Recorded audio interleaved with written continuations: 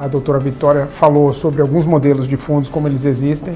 Existe uma amplitude muito grande, na verdade, na forma que os fundos soberanos são administrados, desde fundos que são administrados como empresas até, digamos, linhas no orçamento ou gestões dentro do contexto de uma instituição do Estado.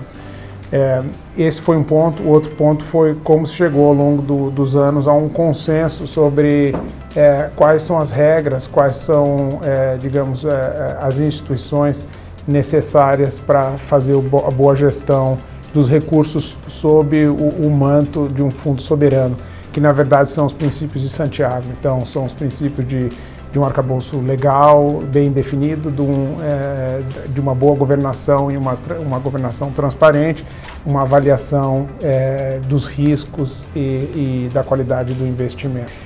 Bom, a discussão depois evoluiu com questões sobre qual a melhor forma e qual a melhor forma fundo soberano para o contexto de Moçambique.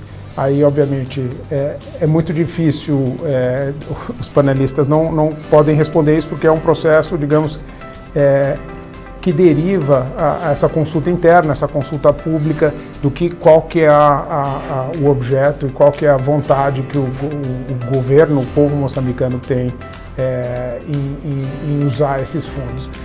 Da nossa parte, nós achamos que é importante o Fundo Soberano e o processo de pensamento sobre o desenvolvimento do Fundo Soberano aqui em Moçambique foi bem gerido. Quer dizer, o Banco de Moçambique desenvolveu um primeiro plano que contém muitos desses pontos dos princípios de Santiago. Foram feitas auscultações públicas, houve esse diálogo público, que agora também é esse diálogo que nós estamos tendo no contexto desse seminário. Enquanto isso, o Ministério da Economia e Finanças trabalha no esboço de lei que depois é apresentado. Então, acho que esse diálogo precisa acontecer. Nós achamos que o Fundo Soberano é uma peça no contexto mais amplo de um arcabouço fiscal na gestão dos recursos naturais. Ou seja, ele não é uma panaceia para resolver todos os problemas. Se precisa pensar, digamos, uma estratégia de curto, médio e longo prazo de gestão fiscal e gestão de desenvolvimento. Quais são os pontos que queremos atingir como nação, quais os pontos do hiato de desenvolvimento que queremos fechar, como é que conseguimos alavancar o nosso crescimento e desenvolvimento socioeconômico. Os recursos naturais devem, então, serem usados dentro desse arcabouço fiscal, que é transparente, muito importante transparente, que seja claro, que seja um arcabouço legal, muito claro.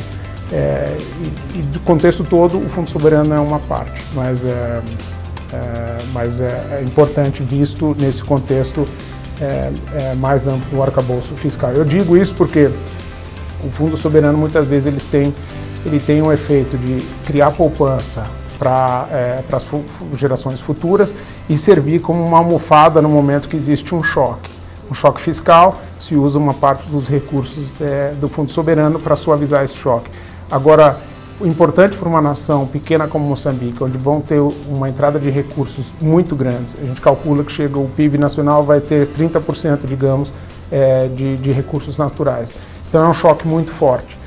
E é um choque positivo muito forte. Então, o arcabouço fiscal precisa saber lidar com isso também, ter isso em consideração, para que no momento que entrem esses recursos aqui não aconteça o que nós muitas vezes referimos como a doença holandesa, que é uma inflação do setor de serviços, por exemplo. De repente, os salários começam a aumentar no setor público, no setor privado, a economia como um todo perde competitividade, e é tudo isso que nós não queremos. Nós queremos que Moçambique seja uma economia vibrante, ela seja uma economia que consiga se diversificar para fora do setor de não renováveis, porque, como a palavra já diz, eles vão deixar de existir em algum momento, e nesse momento a gente precisa de uma economia, digamos, fortalecida e madura e diversificada. Então, esses recursos naturais são como uma poupança que existem lá, e o conceito principal é como transformamos essa poupança, digamos, é uma loteria que nós ganhamos, que os moçambicanos ganharam. Como é que se transforma isso